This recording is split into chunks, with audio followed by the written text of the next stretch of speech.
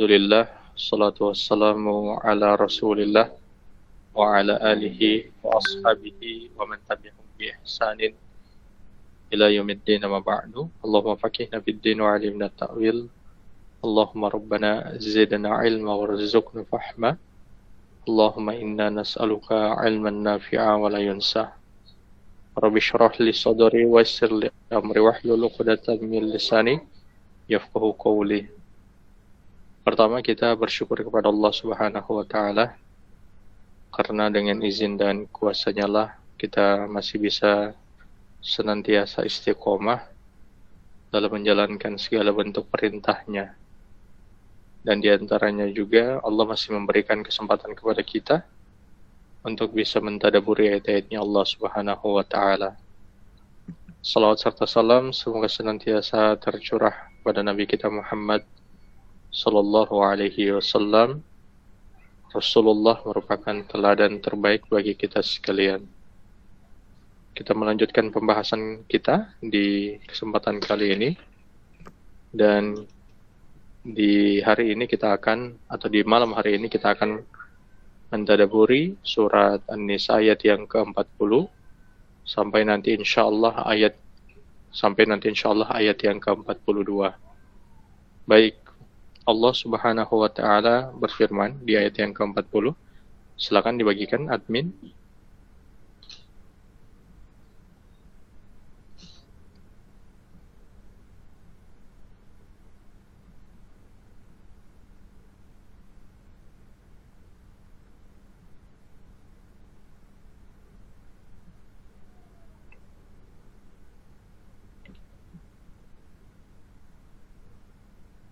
Ya, Allah Subhanahu wa Ta'ala berfirman, innallaha la yadhlimu mithqala dzarrah. Sesungguhnya Allah tidak akan menzalimi seseorang walaupun sebesar dzarrah. Ini pernyataannya Allah. Jadi baik ataupun buruk, Allah akan memberi balasan. Dan Allah itu tidak akan zalim terhadap balasan itu. Tidak akan mungkin orang yang senantiasa melakukan kebaikan, lantas akan diberi balasan dengan keburukan. Begitupun sebaliknya. Orang-orang yang melakukan keburukan, tidak akan mungkin diberi balasan dengan kebaikan. Kalau Allah melakukan itu semua, tentu Allah tidak melakukan itu ya. Tapi sekiranya Allah melakukan itu, tentu Allah itu zalim. Tapi Allah memberi penekanan dalam ayat ini, la yadhlimu mithqala dzarrah. Dia tidak akan zalim. Dia tidak akan menganiaya seseorang dengan amalan yang dilakukan oleh orang itu. Yang berikut, mungkin di dunia ada orang yang zalim dengan tidak memberi balasan atas perbuatan atau pekerjaan yang dilakukan oleh orang lain. Misalnya dalam waktu jam kerja kan. Jam kerja itu misalnya di perusahaan itu 8 jam. Bisa saja dia itu bekerja jam 8 lewat 5 menit. Perusahaan itu akan menggaji dia dengan 8 jam kerjanya itu. Kalau dia ingin dihitung lembur, maka dia harus menyempurnakannya dengan tambahan 1 jam menjadi 9 jam. Tapi kalau dia lemburnya itu hanya 5 menit, maka dia tidak dihitung lemburnya itu. Ini berbeda nanti ketika di akhirat. Hitungan yang 5 menit itu, sebagaimana yang tadi, itu akan Allah balas. Maka segala amal apapun yang kita lakukan, amalan itu walaupun hanya sekecil, kata Allah, sekecil dzarrah. Dzarrah itu kayak ini, kayak debu. Jadi satu debu, itu dzarrah itu seperti itu. Allah akan memberi balasan. Mungkin ada amalan-amalan yang mungkin kita anggap itu bukan amalan yang besar, karena mungkin sudah terbiasa kita lakukan. Misalnya melayani keluarga, melayani anak, berbuat baik kepada orang tua. Kemudian yang berikut, masuk kamar mandi dengan kaki kiri, menggunakan parfum misalnya untuk pasangan, itu mungkin kita anggap hal yang sudah biasa kita lakukan. Tapi tidak nanti di akhirat. Semua perbuatan baik itu akan Allah beri balasan. Jadi ibu-ibu mungkin yang ada di sini, yang mendengar ini, yang dengan aktivitas setiap harinya, melayani suami, memasak, berbicara kepada suami dengan nada yang sopan, dengan nada yang baik, kemudian mempersiapkan pakaian suami, menyambut suami ketika mereka pulang dari bekerja, itu kan pekerjaan yang hampir tiap hari dilakukan. Bahkan karena sudah dianggap tiap hari, kita seringkali lalai bahwa itu merupakan bagian dari amal soleh. Karena memang sudah setiap hari ya, tapi tidak. Allah akan memberi balasan dengan apa yang kita lakukan itu. Makanya nanti di akhirat ada orang-orang yang tercengang, kok saya bisa mendapatkan pahala seperti ini, kok saya diberi balasan seperti ini. Maka dia akan dijabarkan dengan amalan yang dia lakukan itu, yang dia menganggap itu bukan amalan yang besar, tapi di sisi Allah itu merupakan amalan-amalan yang diberi dengan balasan-balasan yang besar. Sama dengan ibu-ibu yang ketika dia mencuci pakaian sendiri ya, lalu dia mendapati ada uang di bajunya. Jadi kalau sebagaimana kita, kalau misalnya kita cuci baju dan kita dapati ada uang di pakaian kita, uangnya itu 20.000 kah, 30.000 kah, atau 50.000 kah, yang mana itu bertepatan dengan kondisi kita tidak memiliki uang misalnya. Tentu ketika kita mendapatkan uang dari kantong kita itu, di waktu kita mencuci pakaian itu, kita akan sangat senang, kita akan sangat berbahagia. Ya, karena memang di saat itu kita sangat butuh sekali dengan uang itu untuk keperluan kita di hari itu. Maka nanti di akhirat seperti itu. Orang-orang yang sangat butuh sekali dengan pahala, sangat butuh sekali dengan balasan atas amal perbuatan mereka, itu akan sangat senang ketika mereka itu dijabarkan atas segala bentuk perbuatan yang mereka lakukan selama di dunia ini, yang mana mereka itu menganggap amalan yang kecil, tapi kemudian Allah memberi balasan dengan balasan yang besar. Ya, kembali lagi, Allah tidak akan menzalimi seorang hamba. Amalan sekecil apapun pasti akan Allah beri balasan. Entah dia amalan baik maupun amalan yang buruk. Tidak ada yang luput nanti di akhirat. Allah Subhanahu wa taala bahkan mengingatkan ini kepada kita di dalam Quran surat Al-Zalzalah ayat yang ke-8 dan ayat ke-6 dan ayat ke-8. Yauma idzi yasdurun nasu ashtatan liyuru a'malahum wa may ya'mal mithqala dzarratin khairan yarah wa may ya'mal mithqala dzarratin syarran yarah. Pada hari itu manusia keluar dari kuburannya dalam keadaan yang bermacam-macam. Bermacam-macam ini ya tentu bentuk rupa manusia itu tergantung dari amalan yang mereka lakukan. Ada yang dibangkitkan dalam keadaan miring, ada yang dibangkitkan dalam keadaan gila, ada yang dibangkitkan dengan berjalan dengan wajahnya, ada yang dibangkitkan dengan berjalan dengan tangannya, dan seterusnya. Jadi dengan keadaan yang bermacam-macam. Kemudian kata Allah, supaya diperlihatkan kepada mereka balasan atas perbuatan mereka. Kemudian Allah memberikan penekanan, barang siapa yang mengerjakan kebaikan seberat dzarrah pun, niscaya dia akan melihatnya. Jadi akan diperlihatkan semuanya. Dan barang siapa yang mengerjakan keburukan seberat dzarrah pun, niscaya dia akan melihat balasannya pula. Nah, di sini Allah mengatakan, siapa yang mengerjakan kejahatan seberat dzarrah pun, niscaya dia akan melihat balasannya. Seringkali kita menganggap remeh satu perbuatan dosa. Mungkin sudah karena biasa kita lakukan.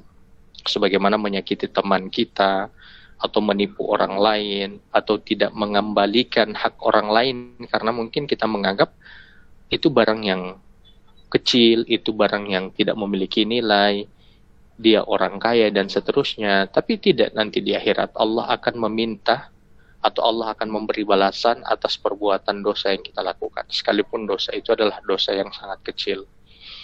Begitu. Kadang kalau saya beli di minimarket itu, harganya mungkin 24.800. Lalu saya itu misalnya bawa uang 50.000, dikembalikan hanya 25.000. Harusnya kan 25.200. Jadi mereka tidak sampaikan sesuatu, tidak mengakadkan uang 200 rupiah itu, mereka hanya langsung mengembalikan uang 25.000 itu. Seperti itu. Tapi nanti hal-hal yang remeh seperti itu mungkin karena dilihat nilainya hanya 200 rupiah, dianggap kecil, maka tidak menjadi pertimbangan, ya kan? 200 rupiah. Tapi di akhirat tidak seperti itu. 200 rupiah yang diambil dari setiap orang itu, dan itu sama dengan pencurian. Allah akan meminta pertanggungjawaban. Dan nanti mereka yang melakukan itu, mereka akan membayarnya bukan dengan rupiah lagi, bukan dengan mata uang lagi, tapi mereka akan dituntut oleh Allah dengan memberi atau membayarnya dengan amalan-amalan kebaikan mereka. Kalau mereka sudah tidak punya amalan, maka dosa-dosa orang yang mereka ambil haknya akan diberi kepada mereka. Dan ini amalan-amalan buruk seperti ini jangan dianggap yang sudah dilupakan pun itu tidak akan Allah balas. Jadi apapun yang pernah terjadi, dan di situ belum ada keikhlasan, belum ada ridho, belum ada saling memaafkan, dan belum dikembalikan haknya, maka akan dimintai semuanya untuk dipertanggungjawabkan. Dari masa presiden pertama, presiden kedua, presiden ketiga, presiden keempat, sampai seterusnya. Mungkin permasalahan presiden kedua misalnya, Pak Soeharto misalnya, itu pasti ada permasalahan di masa beliau. Orang-orang sekarang sudah di masa presiden Prabowo. Tahu tidak, segala apapun yang mereka lakukan, para pejabat di masa presiden Soeharto itu akan dimintai pertanggungjawaban. Tapi kan orang-orang sudah lupa apa yang mereka lakukan di masa itu. Yang tahu hanya mereka, dan tentu adalah Allah. Karena sudah tidak ada lagi keturunan yang memahami seluk-beluk permasalahan di waktu itu, yang dimana keturunan ini bisa saja untuk menyelesaikan permasalahan itu, misalnya mengembalikan hak-hak orang yang pernah mereka zalimi, atau nenek moyang mereka zalimi di masa itu. Tapi kan anak keturunan mereka sudah tidak memahami lagi itu, sudah tidak tahu lagi itu, karena jarak yang begitu jauh. Inilah yang sangat dikhawatirkan dari amal buruk, yang dimana kita mungkin merasa bahwa itu sudah selesai karena kita sudah melupakan itu. Tapi bisa jadi nanti di akhirat Allah akan meminta untuk mempertanggungjawabkan semua itu. Atau bukan bisa jadi, pasti Allah akan minta semua itu untuk dipertanggungjawabkan. Maka kembali lagi, karena kaitan dengan dzarrah, beramallah walaupun amalan itu adalah amalan-amalan yang kecil. Jangan hanya melihat amalan itu dengan sholat saja, walaupun itu merupakan tiang agama ya, tapi maksudnya adalah jangan kita hanya fokus pada amalan-amalan yang besar lalu meninggalkan amalan-amalan yang kecil. Melayani suami, mempersiapkan pakaian suami, menyambut suami, melayani anak-anak, itu semuanya akan Allah beri balasan. Maka jangan diremehkan amalan-amalan itu. Sebaliknya juga begitu. Amal perbuatan yang buruk itu jangan juga diremehkan. Jangan kita menganggap ini hanya hal yang biasa atau sudah biasa dilakukan, lantas itu kita lakukan terus-menerus. Jangan seperti itu. Karena jangan sampai kita menjadi orang-orang yang merugi nanti di akhirat. Kemudian Allah katakan, wa in taku hasanatan yudha'ifuha. Dan sekiranya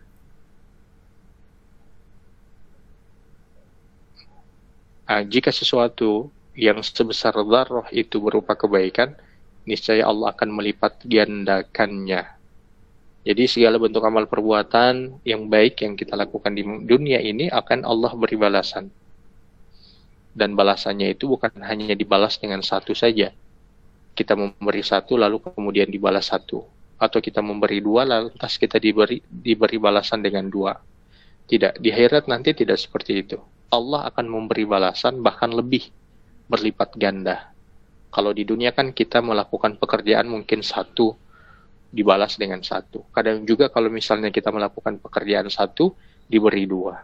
Ada juga orang yang dimana ketika ada orang yang melakukan pekerjaan dua, diberi balasan satu.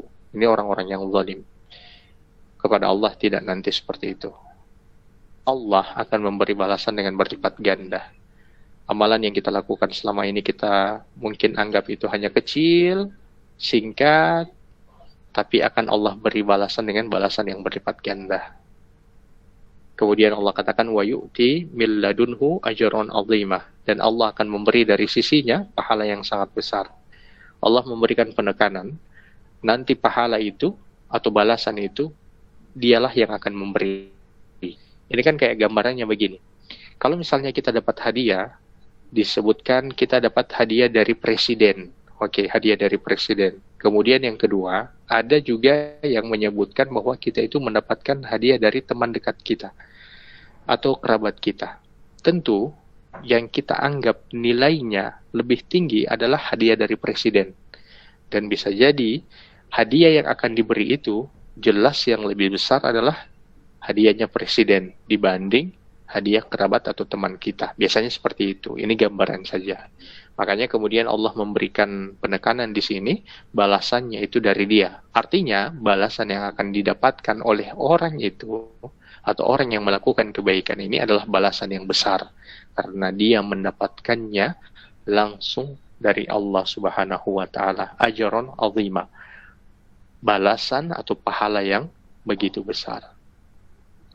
Kemudian Allah katakan, فَكَيْفَ إِذَا جِئْنَا مِنْ كُلِّ أُمَّةٍ بِشَهِيدٍ. Kemudian Allah katakan, diangkat,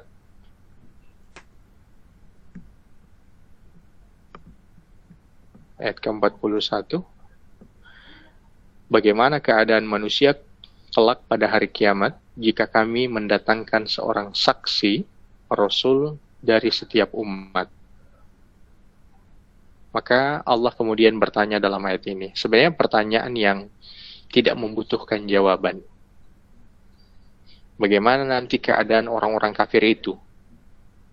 Di saat dunia sudah dihancurkan, dan manusia di waktu itu sangat menginginkan keselamatan. Ya, sangat menginginkan pahala.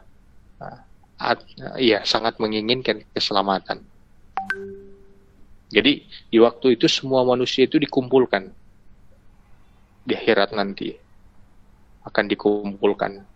Lalu nanti akan didatangkan dari setiap umat itu saksi. Jadi tiap umat itu. Siapakah saksi yang dimaksudkan dalam ayat ini adalah para nabi.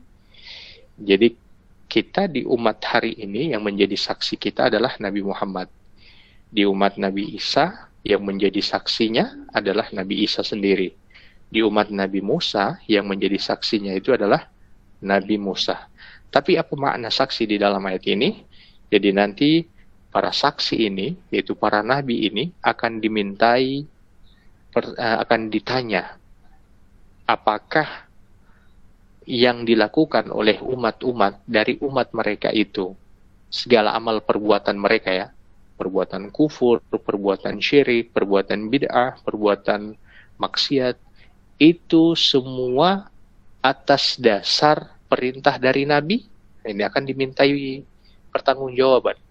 Lalu kemudian Nabi itu akan ditanya, apakah kalian sudah menyampaikan kepada semua umat ini perintah yang diperintahkan oleh Allah? Ini akan ditanya kepada para Nabi. Tentu para Nabi akan mengatakan bahwa mereka telah menyampaikan semuanya. Dan atas dasar apa yang mereka lakukan, umat-umat dari setiap nabi itu, mereka akan mengatakan bahwa mereka tidak mengajarkan itu dan mereka berlepas tangan dari semua itu. Misalnya Nabi Isa yang dituhankan. Itu Nabi Isa akan minta keterangan, apakah engkau mengajarkan hal ini kepada mereka? Maka Nabi Isa mengatakan di dalam ayat itu, surat Al-Maidah, engkau lebih tahu atau engkau lah yang maha mengetahui ya Allah. Kurang lebih dia mengatakan seperti itu. Lalu dia katakan, aku mengajarkan apa yang kau ajarkan kepadaku, yaitu tentang tauhid. Adapun yang dilakukan oleh umat-umatnya, maka itu dia tidak pernah mengajarkannya dan urusannya itu dikembalikan kepada Allah.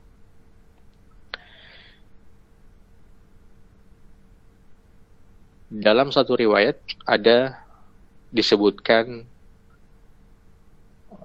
orang-orang yang kufur keras kepala, orang-orang kafir yang keras kepala itu akan berbohong dan akan mengatakan Nabi dan Rasul-Rasul yang Allah utus itu tidak pernah menyampaikan apapun. Ini dalam satu riwayat ini. Kemudian para Nabi dan para Rasul itu akan mengatakan bahwa mereka telah menyampaikan itu dengan hujah yang ada sama umat Nabi Muhammad. Jadi kita ini menjadi hujah bagi para Nabi yang sebelum kita. Misalnya umatnya Nabi Isa, mereka memberikan keterangan bahwa tidak pernah disampaikan bahwa Allah itu satu-satunya Tuhan. Nabi Isa itu akan mengatakan, dia, kurang lebih dialognya sepertinya, dia mengatakan bahwa dia menjadikan Tuhan yang satu-satunya itu hanya Allah. Lalu dia akan mengatakan, tanyalah kepada umatnya Nabi Muhammad.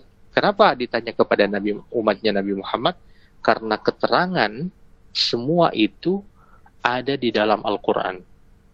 Keterangan tentang Nabi Isa yang mengajak dakwah umatnya atau menyampaikan risalah kenabian ataupun tauhid kepada umatnya. Itu kan dibahas di dalam Quran surat Al-Maidah, dibahas di dalam Al-Quran surat Ali Imran, di dalam surat Maryam tentang Nabi Isa ini. Bayangkan orang-orang yang kufur keras kepala ini sampai berani mereka berbohong di akhirat. Kenapa mereka berani berbohong di akhirat? Karena ingin menyelamatkan diri mereka. Bukankah ada orang-orang yang rela untuk berbohong agar mereka itu bisa selamat di pengadilan dunia? Jadi misalnya ada orang yang melakukan perbuatan kufur atau perbuatan mungkar misalnya, lalu nanti di persidangan akan dimintai keterangan, maka dia kebanyakan daripada mereka itu akan berbohong. Kenapa mereka berbohong? Untuk menyelamatkan diri mereka. Itu yang akan mereka lakukan di akhirat. Tapi di akhirat mereka tidak mampu untuk membohongi manusia. Mereka tidak akan mampu membohongi Allah sebagaimana mereka itu membohongi manusia dan hakim sewaktu mereka berada di dunia. Wajibna bika ala haula'i syahida. Dan kami juga datangkan engkau, wahai Muhammad, sebagai saksi terhadap umat ini. Jadi Nabi Muhammad juga akan menjadi saksi untuk umat ini. Termasuk kita di masa hari ini sampai hari kiamat. Ada yang menyebutkan umat ini yang disebutkan dalam ayat ini hanya di masa Nabi Muhammad saja. Tapi kata para ulama yang lain mengatakan umat ini yang disebutkan dalam ayat ini adalah umatnya Nabi Muhammad sampai hari kiamat. Jadi Nabi Muhammad pun akan dimintai pertanggungjawaban, akan dimintai menjadi saksi apakah dia telah menyampaikan semuanya, dan akan dimintai keterangan kenapa sampai umatnya itu banyak melakukan ibadah-ibadah yang tidak dicontohkan, bahkan lebih banyak mengandung unsur kesyirikan dalam ibadah itu. Jadi memang yang satu hal yang sangat miris di hari ini adalah banyak orang yang menganggap mereka itu melakukan amal ibadah. Dan ketika mereka melakukan amal ibadah itu, mereka beranggapan akan diberi balasan dengan balasan yang baik. Sayangnya, di akhirat itu mereka akan menjadi orang-orang yang sangat merugi. Karena kenapa? Ternyata selama mereka melakukan amalan itu, amalan yang mereka lakukan itu adalah amalan yang pertama, itu mengandung kesyirikan. Yang kedua, menyelisihi Nabi dalam hal melakukan amalan tersebut. Ada satu hadis yang begitu bagus di mana Rasulullah pernah menangis. Ini hadisnya tentang Ibnu Mas'ud radhiyallahu anhu, dia berkata qala li Nabi sallallahu alaihi wasallam iqra alayya. Bacalah Al-Qur'an untukku. Qultu aqra alayka wa alayka unzila qala. Maka aku menjawab, wahai Rasulullah, bagaimana aku membacakan Al-Quran untukmu? Bukankah Al-Quran itu diturunkan kepadamu? Kemudian Nabi Shallallahu Alaihi Wasallam bersabda, "Fa inni uhibbu an asma'ahu min ghairi." Aku suka mendengarnya dari selainku. Ini kata Nabi. Lalu aku membacakan untuknya surat An-Nisa hingga sampai pada ayat yang artinya, maka bagaimanakah halnya orang kafir nanti apabila kami mendatangkan seseorang saksi Rasul dari setiap umat dan kami mendatangkan engkau wahai Muhammad sebagai saksi atas mereka itu sebagai umatmu. Kemudian Rasulullah di waktu itu mengatakan kepada Ibnu Mas'ud, cukup. Maka kemudian Ibnu Mas'ud melihat kepada beliau, kepada Rasul. Ternyata kedua mata beliau dalam keadaan bercucuran air mata. Ini dalam hadis Bukhari dan di dalam hadis Muslim. Jadi Nabi Muhammad itu sampai menangis dibacakan ayat ini karena tersentuh hati beliau, yang dimana beliau itu akan diminta menjadi saksi atas perbuatan yang dilakukan oleh umatnya. Dan kita lihat banyak sekali umat di hari ini yang mereka menganggap sedang beramal, padahal amalan yang mereka lakukan itu adalah amalan yang tidak dicontohkan oleh Nabi Shallallahu Alaihi Wasallam. Bahkan banyak orang yang meremehkan semua itu, bermudah-mudahan dengan semua itu. Baik, kemudian ayat yang terakhir, ayat yang ke-42. Allah katakan, Yawma idhi yawaddul ladhina kafaru wa'asawur rasula law tusawwa bihimul ard. Pada hari itu orang-orang yang kufur dan mendurhakai Rasul, itu Nabi Muhammad, berharap seandainya mereka diratakan dengan tanah, dikubur atau hancur luluh menjadi tanah. Ini hari di mana ini tentang mereka yang kafir dan durhaka kepada Nabi mereka. Nanti mereka sendiri akan melihat apa akibat dari penolakan mereka terhadap ajaran agama ini. Jadi mereka akan melihat dengan mata kepala mereka sendiri segala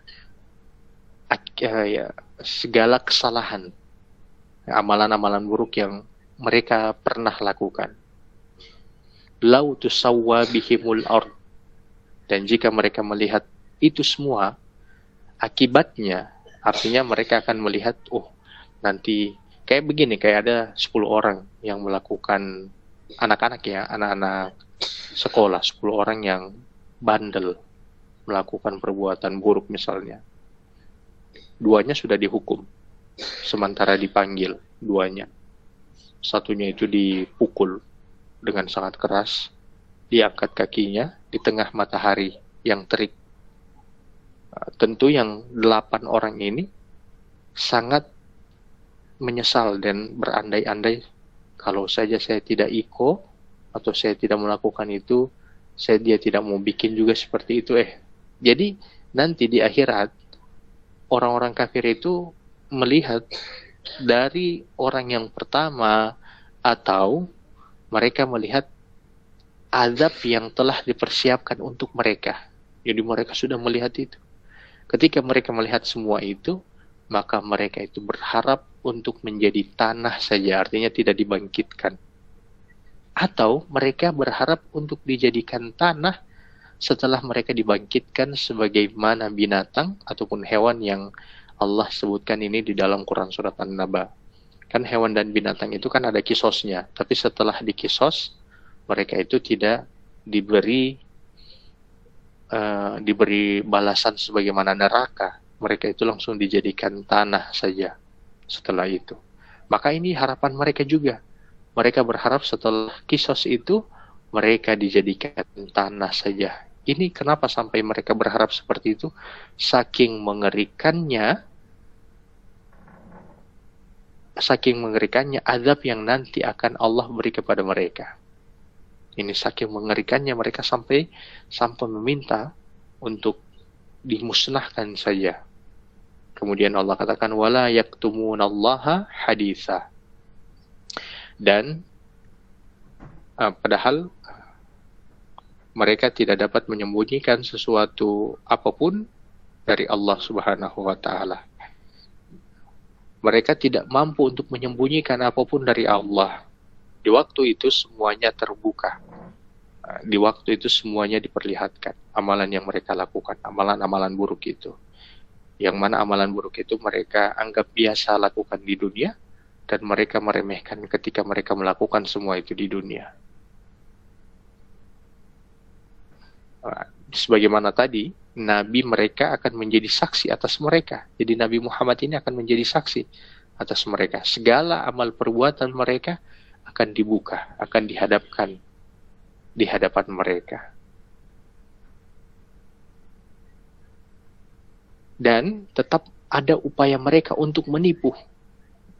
Karena kan mereka itu dalam kondisi yang sangat ketakutan. Mereka pokoknya ingin selamat melihat azab yang nanti akan mereka dapatkan. Jadi mereka berupaya untuk menyelamatkan diri sebisa mungkin. Di antaranya mereka itu ingin menipu. Allah sebutkan di dalam Quran surat Al-An'am ayat yang ke-23, qalu wallahi rabbina ma kunna musyrikin. Demi Allah Tuhan kami. Ini perkataan mereka ini. Kami tidak pernah menjadi orang-orang yang mempersekutukan engkau dengan sesuatu yang lain. Ini perkataan mereka setelah mereka mati. Tapi segala kedustaan mereka itu tidak akan berhasil. Karena mereka tidak mampu lagi bersembunyi. Mereka tidak mampu lagi bersembunyi dengan kata-kata mereka itu. Ada riwayat yang begitu panjang bahwa ada seorang lelaki datang kepada Ibnu Abbas. Lalu kemudian lelaki itu menanyakan kepada beliau tentang firman Allah yang menceritakan keadaan orang musyrik di hari kiamat. Bahwa mereka mengatakan, ini yang ayat ke-23 tadi, demi Allah Tuhan kami tidaklah demi Allah Tuhan kami tidaklah kami mempersekutukan Allah. Ini kan perkataan mereka di akhirat. Dalam ayat yang lain Allah berfirman, dan mereka tidak dapat menyembunyikan dari Allah sesuatu kejadian pun. Di dalam Quran surat An-Nisa ayat yang 42, Ibnu Abbas mengatakan, adapun mengenai firman-Nya demi Allah Tuhan kami tidaklah kami mempersekutukan Allah, sesungguhnya orang-orang musyrikin itu ketika mereka melihat dengan mata kepala mereka sendiri bahwa tidak dapat masuk surga kecuali hanya orang-orang Islam, maka mereka berkata kepada sesamanya, marilah kita mengingkari perbuatan kita. Jadi mereka akan berusaha untuk berdusta. Bahkan mereka itu akan mendustakan Nabi. Mereka akan menuduh Nabi. Akibat mereka melakukan ini karena Nabi tidak menyampaikan itu. Tapi apa? Allah akan menutup mulut mereka, dan nanti yang akan berbicara itu adalah anggota tubuh mereka. Mata mereka, telinga mereka, kaki mereka, tangan mereka, dan kemaluan mereka. Semuanya, perut mereka, semuanya akan berbicara. Jadi mereka tidak akan bisa lagi berdusta dikarenakan ditutupnya mulut atau lisan mereka. Mungkin demikian. Semoga ini bisa bermanfaat bagi kita untuk tidak meremehkan amal kebaikan dan tidak meremehkan amal keburukan. Perbanyak melakukan amal baik, tidak terlepas hanya di sholat saja, tapi sholat itu yang paling penting karena itu merupakan tiang agama. Artinya ketika kita tidak menjalankan sholat, maka tentu amalan-amalan yang lain tidak berguna. Maka jalankanlah sholat ditambah dengan amalan-amalan yang lain. Itu sebagai pemberat timbangan nanti. Dan jangan kemudian kita meremehkan amalan-amalan buruk dengan kita terbiasa melakukan keburukan itu. Bisa saja nanti ketika kita meremehkan itu, maka timbangan amalan buruk kita lebih berat daripada timbangan amalan baik kita. Karena amalan buruk itu kita lakukan terus-menerus tanpa taubat dan tanpa mau untuk berubah. Mungkin hanya demikian. Kalau ada pertanyaan dipersilakan. Wabillahi taufiq wal hidayah. Assalamualaikum warahmatullahi wabarakatuh.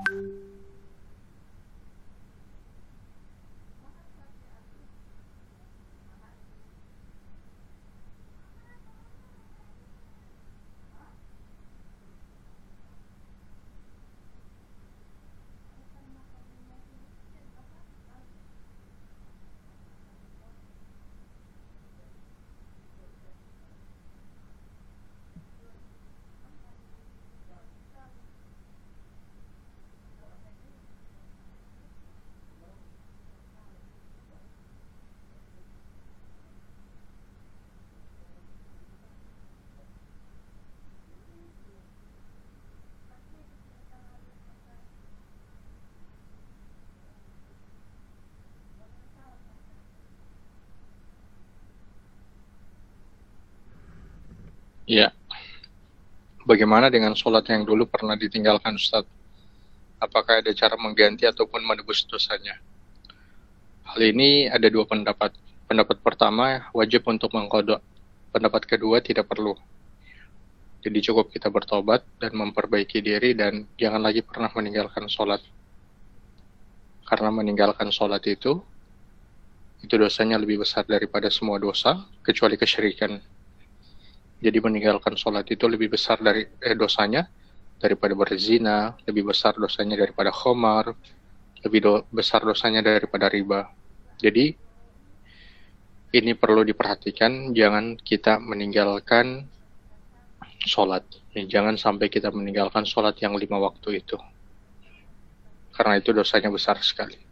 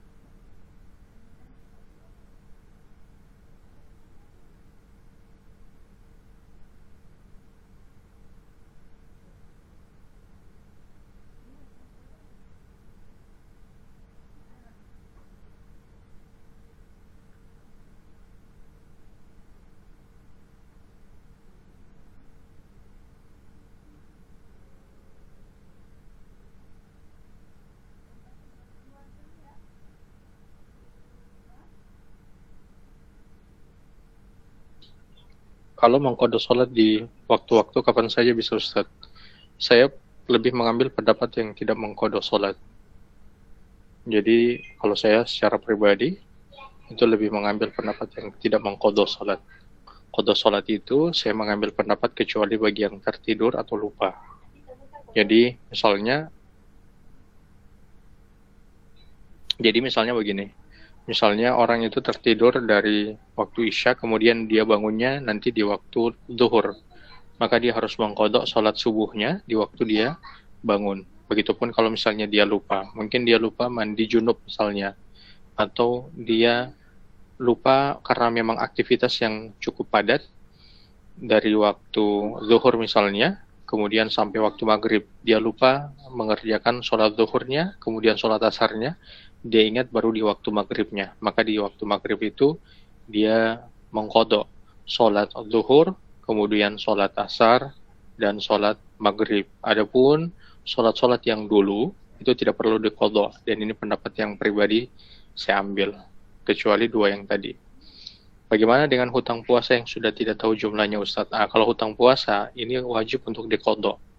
Beda dengan sholat tadi. Jadi hutang puasa itu tinggal dihitung saja. Dari pertama kita balik, mungkin kita meninggalkan puasa itu berapa? Dihitung saja. Lalu kemudian dikalikan dengan tahun kita sampai hari ini. Misalnya dari tanggal 15.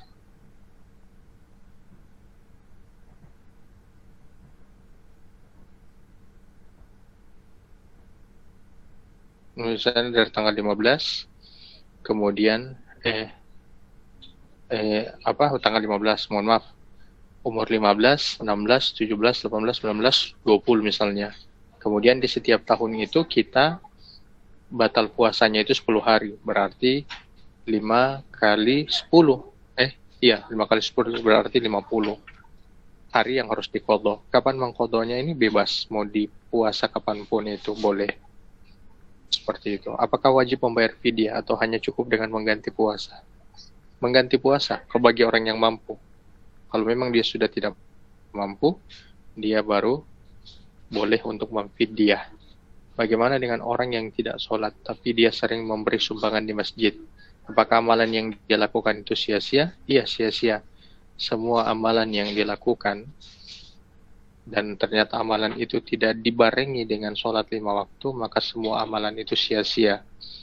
Karena sholat itu ibarat tiang agama, kayak tiang bendera. Tiang benderanya itu adalah amalan-amalannya. Zakat itu bendera, sedekah itu bendera, haji itu bendera, berbuat baik itu bendera, dan lain-lain itu bendera. Bendera itu tidak akan bisa berkibar kalau tanpa tiang kan. Butuhnya tiang, itu sholat 5 waktu untuk bisa mengibarkan bendera-bendera itu. Makanya ada orang yang melakukan amalan tapi tidak sholat 5 waktu, maka sia-sia amalannya itu. Begitupun dengan orang yang masih melakukan kesyirikan, menyelisihi Nabi, melakukan perbuatan bid'ah, maka walaupun dia sholatnya itu pun bisa sia-sia karena dia melakukan kesyirikan atau kekufuran. Begitu. Wallahu a'lam.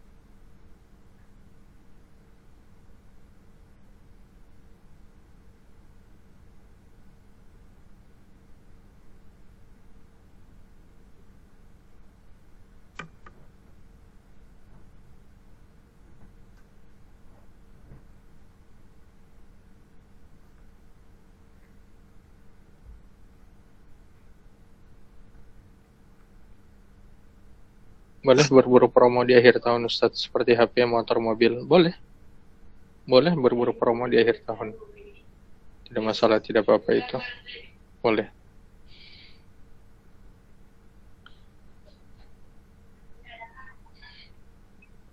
Bahkan kalau misalnya dikaitkan dengan misalnya promo akhir tahun, promo 25 12, itu tidak masalah itu.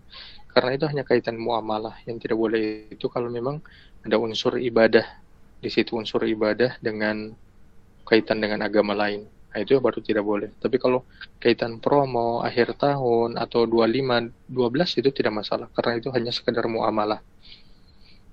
Baik, demikian ya. Kini kita cukupkan pertemuan kita di kesempatan kali ini. Kita tutup dengan doa kafaratul al-majlis. Subhanakallahumma bihamdik, asyhadu an la ilaha illa anta, astaghfiruka wa atubu ilaik. Assalamualaikum warahmatullahi wabarakatuh.